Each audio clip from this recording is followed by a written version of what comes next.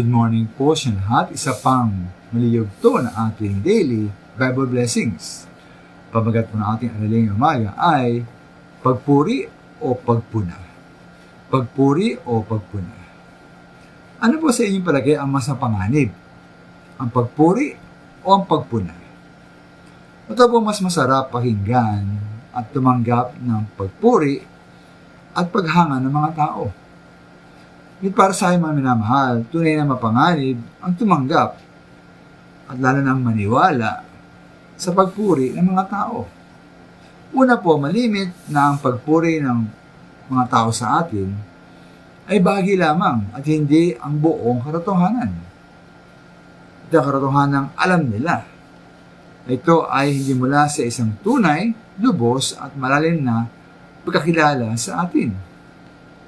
May sabihin po ng iba na tayo mapagbigay, dahil ibigay tayo sa dalawang tao.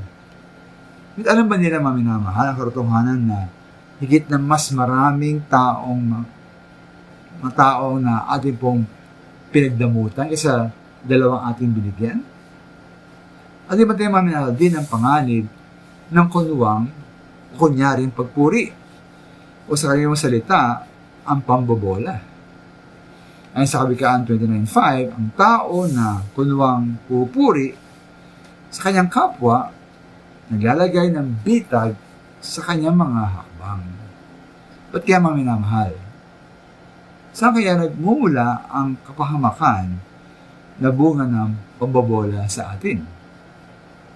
Ito po ay mula sa bunga ng pagiging mayabang at pagmamataas na mangyari sa atin kung ating pininiwalaan ang lahat ng pagpuri ng mga tao, pati pambobola, at hayaang magpalaki ito ng ating ulo. Sabi nga sa Kawikaan 16:18, ang kapalalo ay kayabangan, humahantong sa pagkawasak, at ang mapagmataas na isipan ay ibabagsak. Kaya kung talagang mahal natin ng isang tao, tayo maging matalino at ingat tayo sa pagpuri sa kanya.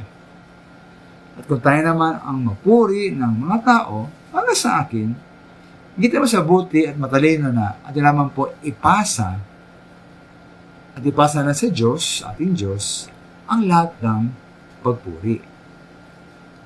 Ito mga minamahal, ang Diyos naman talaga, tutuusin, ang karapat dapat lamang tumanggap ng lahat ng pagpuri.